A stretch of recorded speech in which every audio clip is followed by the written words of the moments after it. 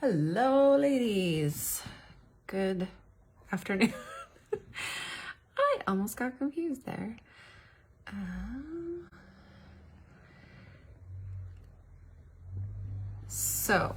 Okay.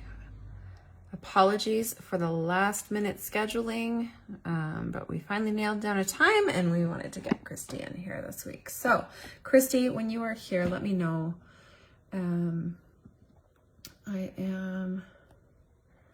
Of course it's not going to let me. I'm trying to invite you, but it's only giving me the option to accept you if you request. So, okay. Oh, here we go. Hi, Kristi.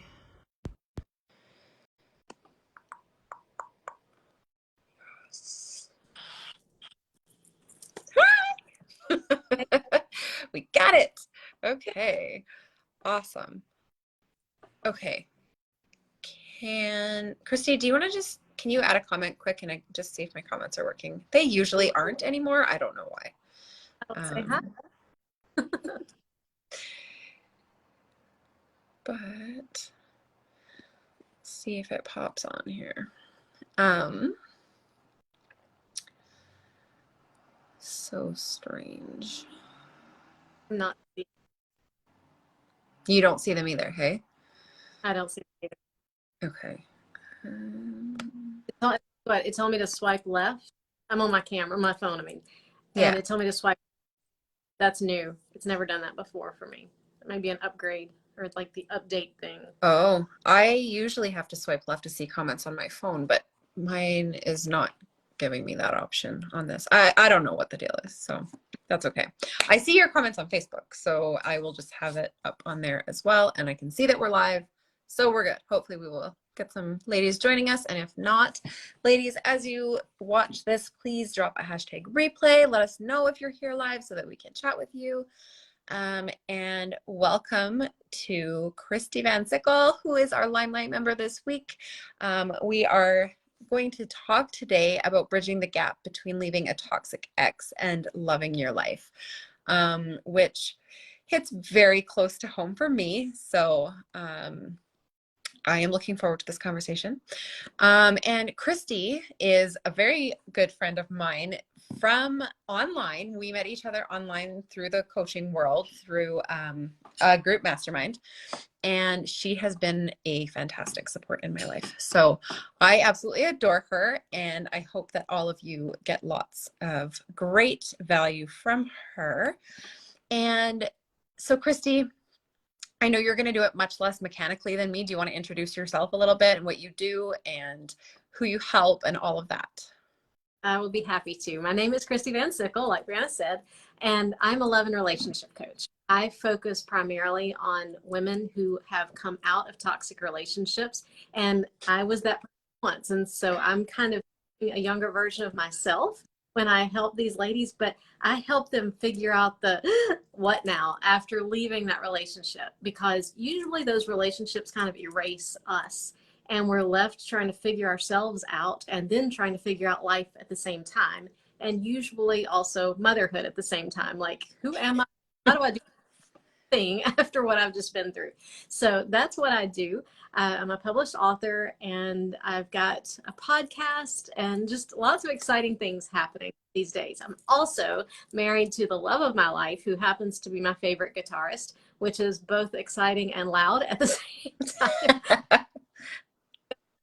Today he said, "Am I going to be too loud?" I said, "Probably, but you'll be fine." Yeah. And we have 3 wonderful children who are not children anymore. They're 22, 18, and 16, but we all know our babies are always our babies. So that's so exciting. And I know you just had the last one graduate. No, our middle one just graduated. It was the middle one. Okay. Gone off to college. Crazy. It's been 2 weekends and he's come home for both of them. I am not looking forward to that point. I'm just going to say graduation is going to be like, oh my gosh. I didn't know I had that many tears inside. Yeah. Out now. Oh. Okay, so let me just make sure I have my notes ready to go so that I can try to keep on track, because I can go all over the place. um, I'm gonna so you are usually talking to women who have already left, right. right? And um, I'm trying to like distinguish here. So like they are ready to move on Right. at that point, right?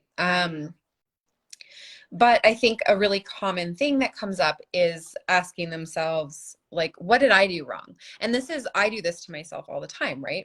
Well, where did I go wrong? What did I do to mess up here? And I don't know. Can you talk to that a little bit? Like just that self blame thing. Yeah.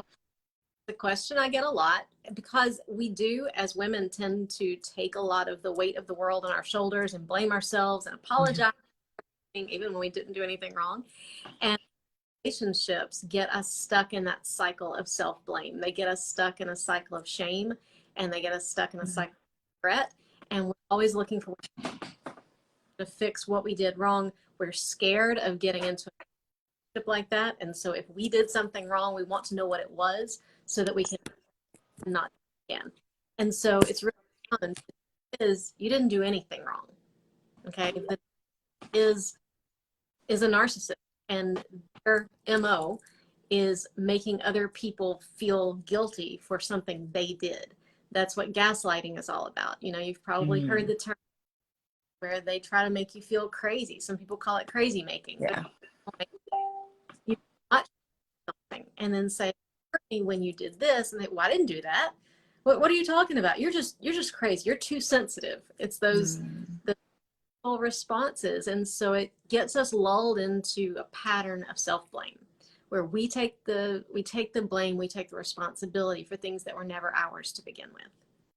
Which, I mean, it does sound super easy to do because, like you said, as women, we tend to just do this, right? And I just the other day was talking to my daughter, and like, I can't remember what she said sorry for, but it was one of those things where it was like, why are you sorry for that? Right. And I'm like, you're 11 and we need to beat this out of you now. Is how I put it, right? I always tell my kids I'm going to beat them. I never beat them, but I was like, we need to beat this out of you because this is exactly the problem, right? Is women taking it all on themselves, and that automatic, oh, I'm sorry, I'm sorry, I'm sorry, when you didn't do anything wrong, is just one more way of pounding that in, right? So There's something to when you're in a relationship with a narcissist who makes you feel like you're not enough on a routine basis. I think there's a tendency toward, if I say I'm sorry, then it's not my fault and you won't blame me, and it won't make the relationship that's already broken work. So I don't get harder for myself or this relationship, because somehow we tend to be champions of that relationship, even though it hurts us so much. Yeah. We're in a constant fight to be good enough to get to keep our own pain. That's awful. That is just awful. When you say it like that, it sounds awful, right? But it's so true. And it is like, I've been there. So it's that's where it comes. Yeah. And how heartbreaking, because and I heard this, I saw you talking about it in your what was the thing that you just did that was live there? You did a summit or something like that just the other day. I just published my summit, which is my program, my introductory program, but then I did a live here in the group. I did a live too that I posted in here. I did an Inspire Summit. Yeah. So that one, when I was listening to that one, you talked about, I think it was that one, how narcissists tend to go for empaths, right? And that is something that I've heard before, and that empaths also gravitate towards narcissists, and it's like we think we can fix them, right? And so that was really like, oh yeah. And they say that usually empaths tend to be the product of at least one narcissistic parent, which I was like, boom, like my, it was crazy. Cause I think very possibly, and like, I am just learning a little bit about, oops, sorry. Yeah, I'm just learning a little bit about the narcissism stuff from like through you and our little group of ladies online there.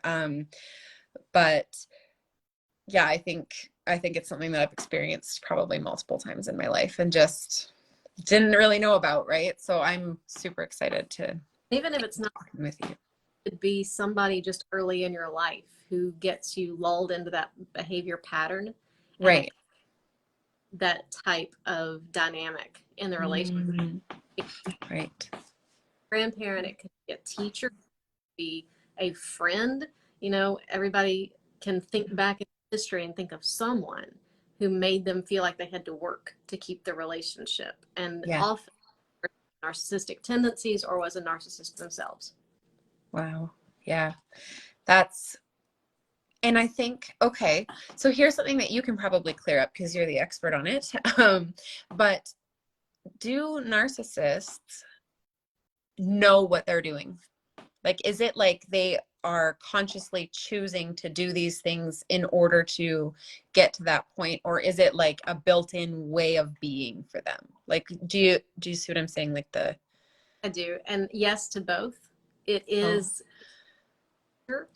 they become narcissists, typically become wound early in childhood, emotional wound. It might have been an absentee parent. It might have been a domineering parent.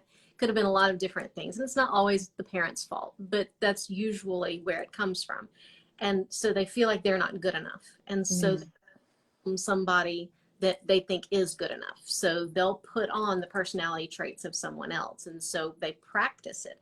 And we can practice being anything. And the more we practice it, the more it becomes us.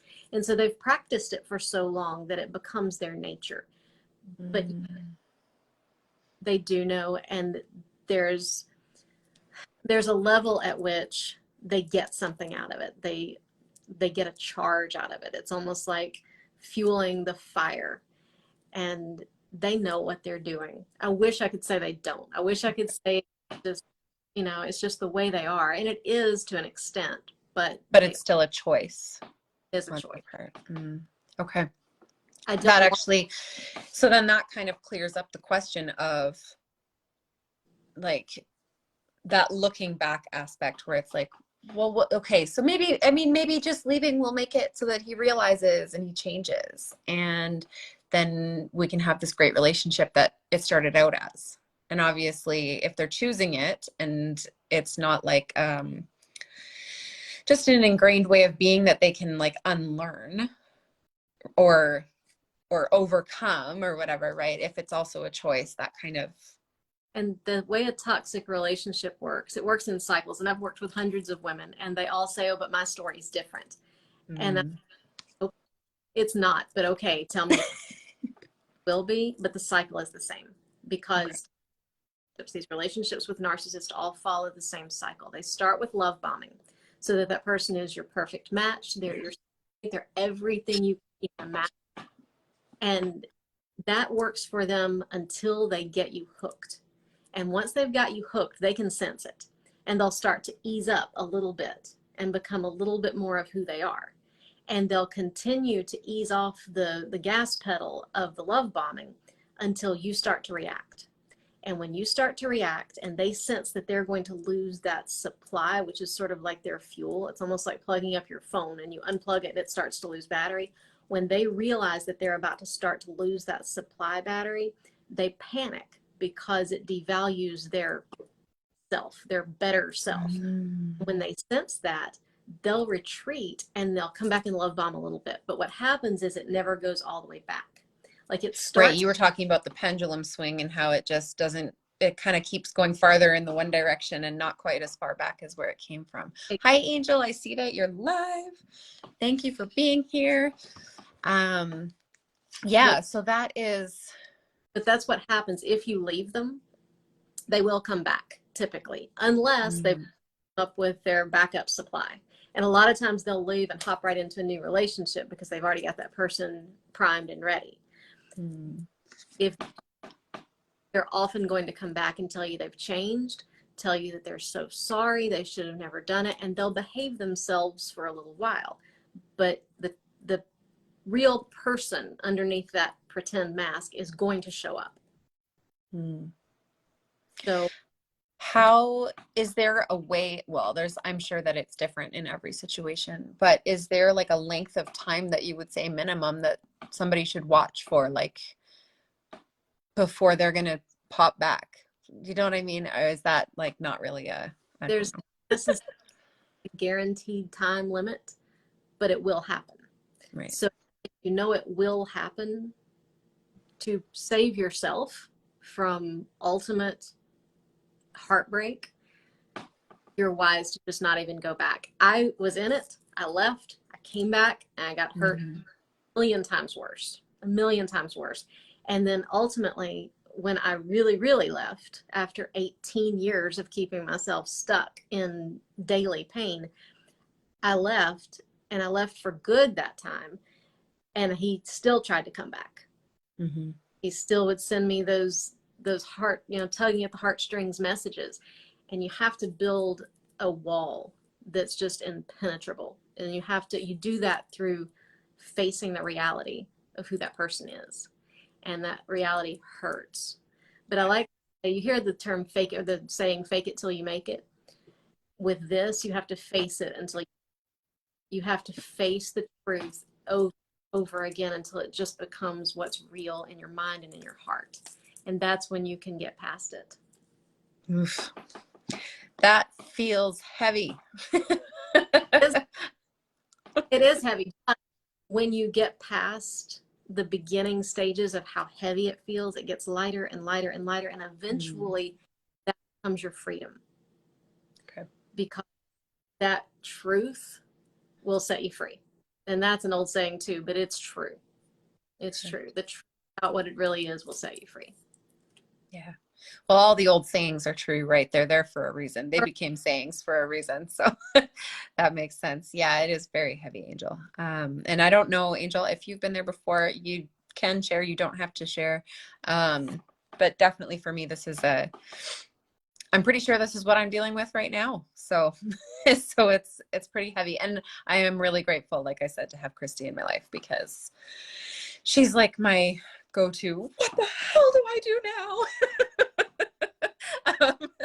You know that. Yeah. And I'm really, really grateful for that.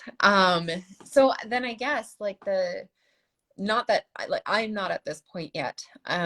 But with how long that this can drag out for, and the back and forth and all of that, and how long it probably takes to really build up those solid walls around you, right? So that you're impenetrable, like you said, from those advances of like, oh, I've changed and whatnot.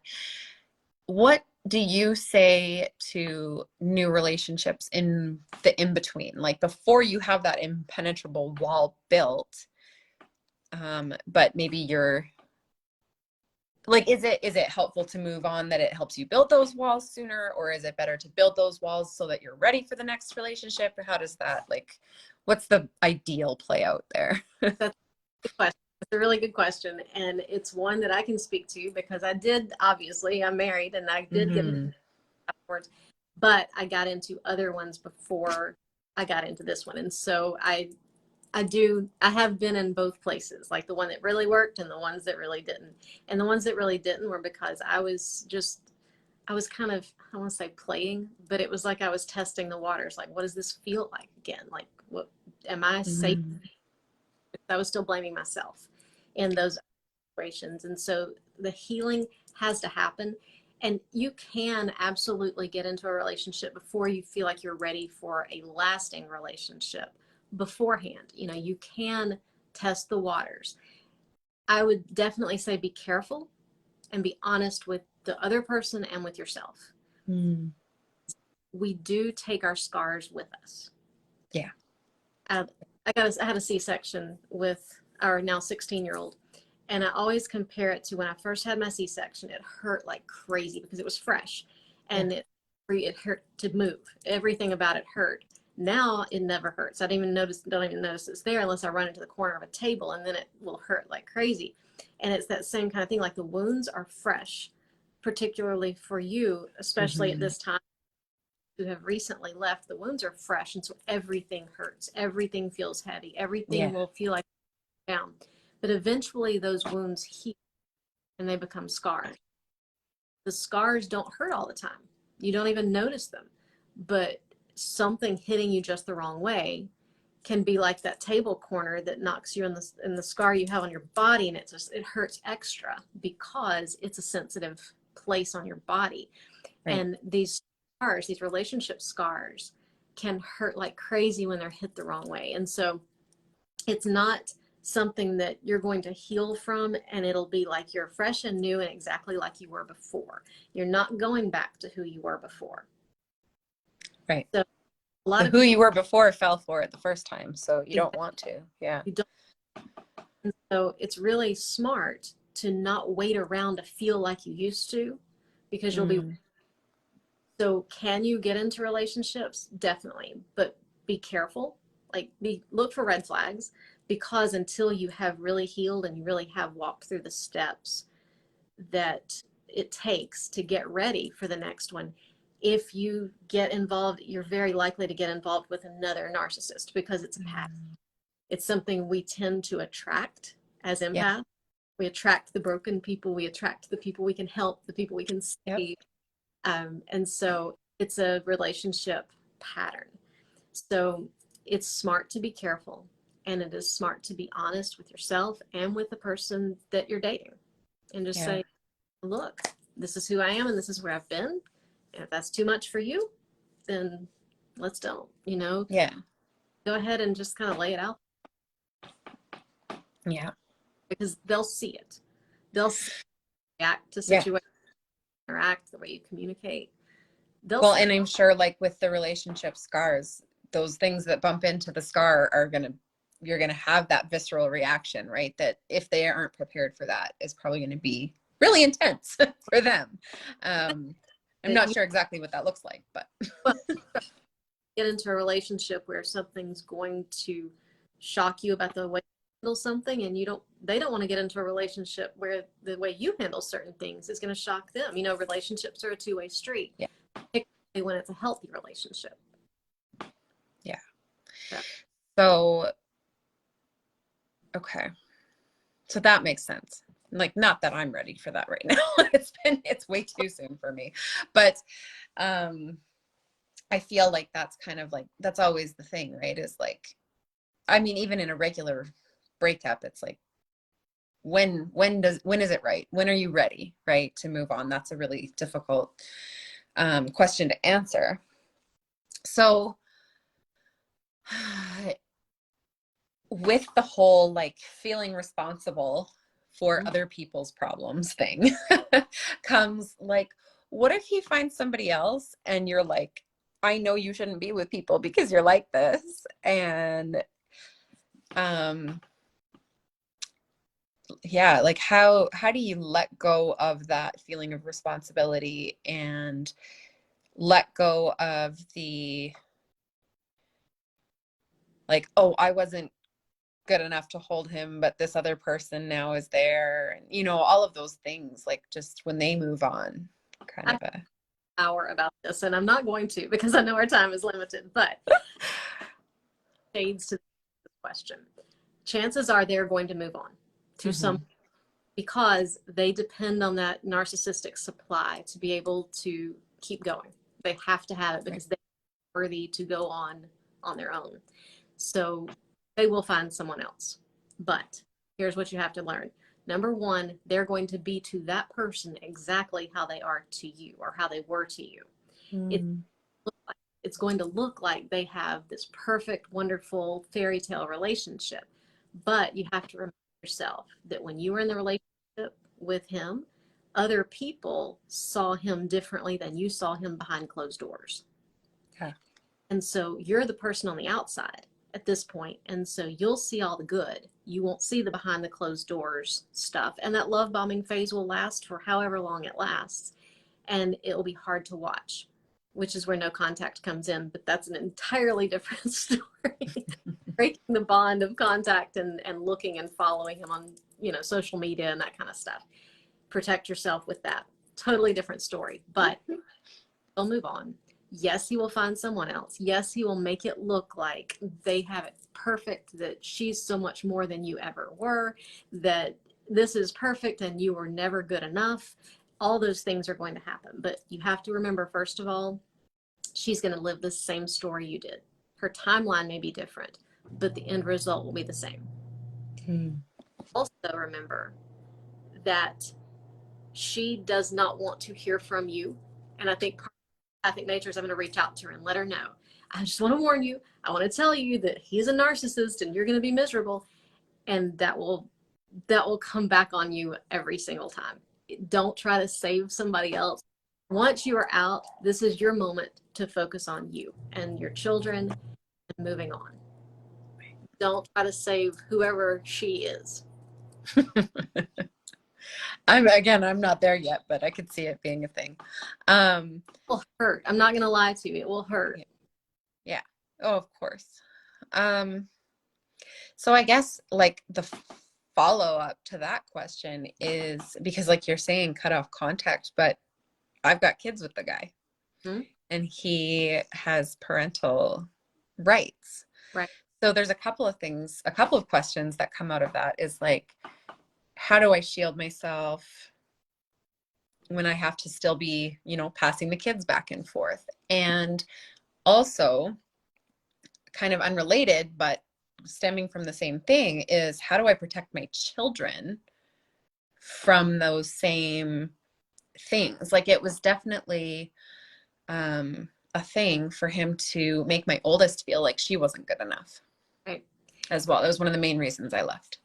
And I have two young children, though, who are very impressionable, who go and see their dad, right? So, and they're not with me when they see him. So how do I manage that?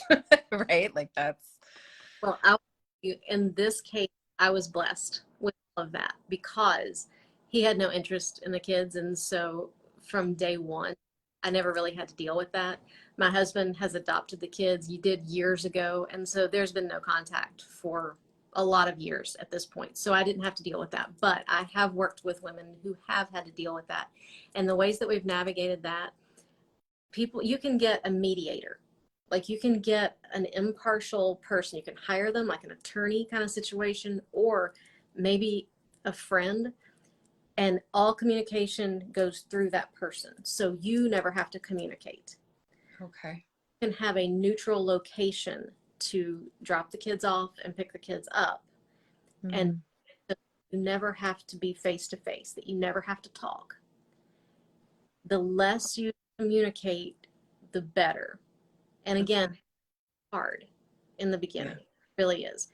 But it's the path to sanity, and it's the path to healing a lot of times, because every time you see him, it's like picking at a scab. You stab and you think, oh, it's not that big of a deal. It's just the edge. But then a little bit at a time, it's eventually going to be off and you're going to be bleeding again. Yeah. And so any form of contact is going to be poking at that scab. So you're better off finding somebody who can be the go-between to eliminate that point of contact, whether it's talking, phone, email. Have somebody who's in charge of all that. It'd be like hiring someone to outsource your business. You hire a virtual to handle the things that you don't want to do. Hire somebody to help you do the things you don't want to do. So that makes sense. Yeah. And then, so I mean, like, for me, a big thing with my oldest and her dad is that we have always made all the choices together and done what's best for her. And I know that that's not going to be the situation this time around. But I still feel this pull of like, I don't want to I don't know the wording here, to set an example or like show my kids, oh, your dad's an awful person. Like I've never tried to turn my kids against their parent, their other parent, right? And I know that it probably will happen the other way around for me. Yeah. But I still, like, in my heart, I'm like, I can't do that to another person. But I also don't want my kids to be turned into narcissists themselves. I don't want them to get into a pattern of, attracting narcissists in their lives, right? So is there anything that I can do to help protect them from that? Make sure that you never hesitate to be honest with them. And if they tell you something they feel, don't stand up for the narcissist. Don't stand up for him and try to paint him into somebody who is better than he is. If one has experienced something that is narcissistic behavior and they say, well, he did this, don't say, well, your dad, he tries, don't paint the picture of him being perfect. Listen to them. Let them talk. You can let them talk and be silent. That's not being rude about him. That's not tearing him down. Let them talk. They know. Kids are incredibly intuitive. Yes. And it's important that they don't have that war within themselves of, he did something that hurt me. And they have the courage to be honest about that and say, Mom, this is what happened. And in your effort not to berate him or not to, do anything bad to him, which you tend to be a protector of that narcissist even after you're gone sometimes. In your effort not to do that, you say, oh, no, he was trying. When you become his defender in this, then I made it okay that he hurt them. You become an accomplice. And so it teaches them not to have the courage to talk about it. Now, the alternative is, Mom, he did this to me and it's narcissistic behavior. And you can say, how did that make you feel? And they say, well, it made me mad or it hurt me. And then just say, I understand. I don't want you to feel that. Give them a place to have the courage to speak freely and let their feelings be okay, because they're going to go through the same feelings you went through before you left. Wow. They're still going to be in this relationship. Yeah. Unfortunately, right? Like right. If there's nothing like physical abuse or but to see the light, they'll come to see it too. But they're going to come to it more quickly and more authentically if you don't stand in the way of their seeing the truth. Okay. And they can see the truth without you telling them the truth. And if they ask you questions, be honest. Okay. And as they get older, the questions may get deeper and they may get more real and more intuitive. They may be asking like grown-up kid questions. Yeah. And regular relationship kid questions are sometimes really heavy. So yeah, I can just imagine. Honesty is, in my opinion, always the best. And that is my parenting method in the first place. Like I've always just been a really open, honest parent as far as like the hard questions go. And I will say, having a 22-year-old and a 16-year-old who I never kept the truth from, never. And when they would say, well, wait a minute, what about this? And I would answer honestly. I never slandered. I never said anything rude. I just would answer honestly. They now know in their older age that Mom's going to tell the truth. And they come even still in completely unrelated ways, because he's so much a part of the past, he never even comes up. Yeah. But the life, because when you're a teenager, life gets hard. My friend didn't treat me the right way, or, so-and-so hurt me, or I don't know. They come to me with the hard stuff because they know I'm going to tell the truth. So I think from experience that it makes a healthier foundation relationship with your kids because they trust you. Yeah. Yeah. Well, and agreed. I guess I just haven't, obviously applied it in this situation or thought about it in this context before, but um that makes a lot of sense though. Yeah. I'm not sure if I have any other questions for you. This totally ended up being like almost like a coaching session for me. Sorry. Fine. Completely.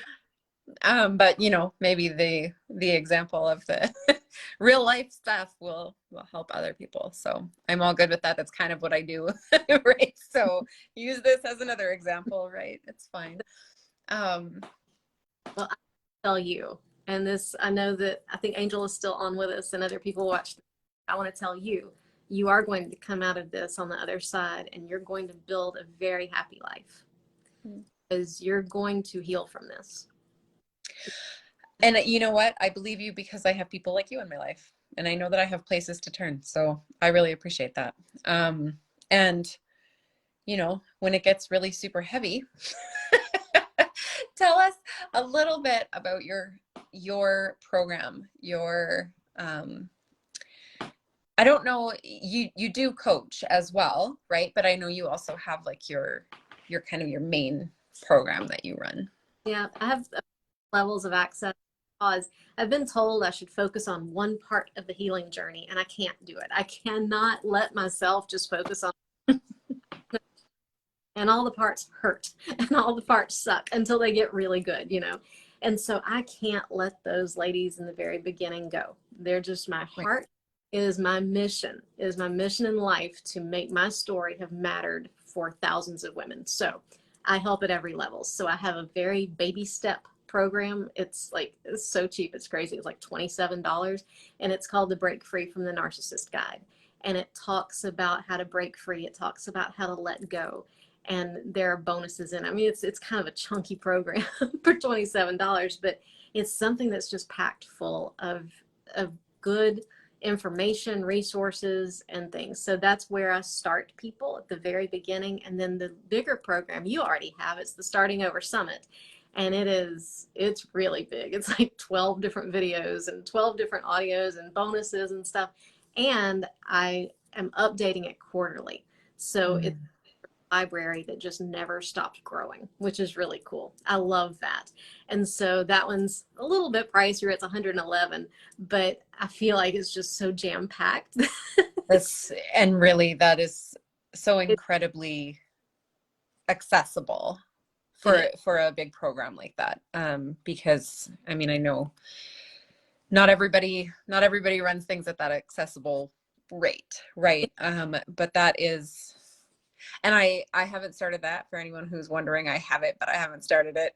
It is one of those things, like I am so fresh into this that I'm like, I don't think I can even make the progress that I need to make, but I am looking forward to starting it once I get going. It is jam-packed with what, and I'm not bragging about myself, but I'm just saying I learned so much in the process and I gave it back in that program. And it really just was a program from my heart. It felt like it was like a love letter to all the ladies who were going through it, because I healed on my own.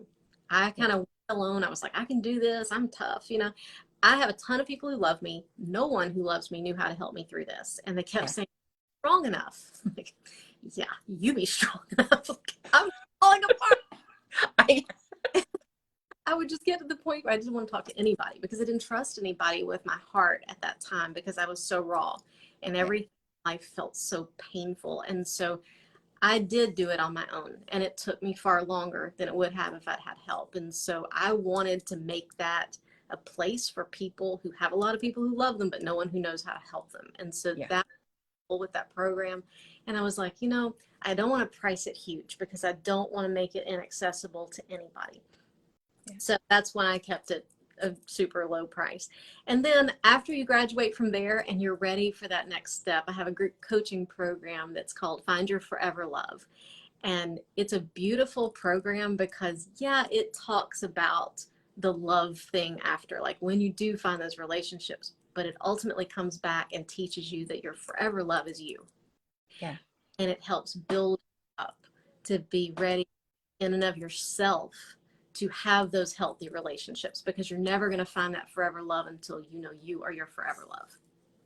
That's perfect. Yeah. That's and I mean, I go into a lot of like the self-care and all of that stuff, but having you be your number one is a difficult thing, especially for women and especially for moms. So For women who have come out of the chaos and the quicksand of a relationship with a narcissist. so I mean, yeah. Every one of those stages sounds fantastic to me, and I should probably check out your $27 bundle because that's probably where I'm at right now. And right. Sorry, what's I filmed it in like my husband's office at home. And it was so weird because I wasn't even planning to create a program. It was just one day I was like, oh, I need to teach this. And so I made a video, and then I thought, oh, I need to teach this too. And I made another one. So I'm in the same shirt the whole time because I wasn't planning to create a program. It was just like, oh, and I should do that. And I should do that. And it just became bigger than I ever. awesome. That's awesome. That's the kind of flow you want in business. That's for sure. So, And then, do you do one-on-one coaching? I do. I have a couple of spots one-on-one. I'm a teacher. I teach high school. Yeah. And so I spend a lot of my day teaching. And by the end of the day, it's like, yeah. And so I have to limit my one-on-ones. But I've got two. Right on. Okay. Well, I want you to drop all your links after in the video, and keep on sharing with us for the rest of today and letting us have access to you in every way possible. Make sure you share your podcast. I haven't dove into it yet because I'm listening to other podcasts, though, not because I'm like putting it off, but I'm like trying to get through certain ones and then I'm going to move on to the next one. It's in my lineup. The baby podcast right now. There's like, there are 5, there's a little tiny straggler because I'm trying to limit about 10 minutes, and I had gotten to 11 minutes on the like episode 5, and I said, I'll just continue this on the next one. So there's a 5B episode a baby podcast, but it will grow. Awesome. Yeah. So. Yeah. Well, I like actually I like following newer podcasts because I'm able to listen to them as they come out. I mean, it's nice listening to replays too when I just need filler, but I like the like when they're brand new. I think that's fun. So, yeah. Oh, and about to launch a Facebook group, and that will be free. Oh, Fresh Start Society. So, I like that. Cool. Very cool. I think that's what people are really looking for. They're looking for that fresh start. They might not be looking for love. They might not be looking for, even dating, but what you want. Yeah. Yeah. Kind of wash your hands of the whole deal. That button. Cool. Very cool. Yeah. So just make sure you drop all those links. Anybody watching the replay, tag myself or Kristi in any questions that you have. Kristi is really an amazing woman. So she is very, what's the word I'm looking for? Personable if you want to talk to her, for sure. I highly recommend her. Love her to death. Thank you, Kristi, for joining me today and for your Limelight week this week. And yeah, keep us posted. Definitely share about your group. That's available to share in my group every week. So keep sharing. I'm sure there's lots of women who can use it. So beautiful. And even once I'm out of the limelight, I'm still here. So yeah, exactly. Out whenever. Yeah. So. Perfect.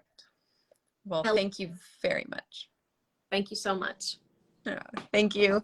Love you, Kristi. Bye, ladies. Thank you, Angel, for joining us live. And anyone else, let us know when you are watching the replay. Bye. Bye.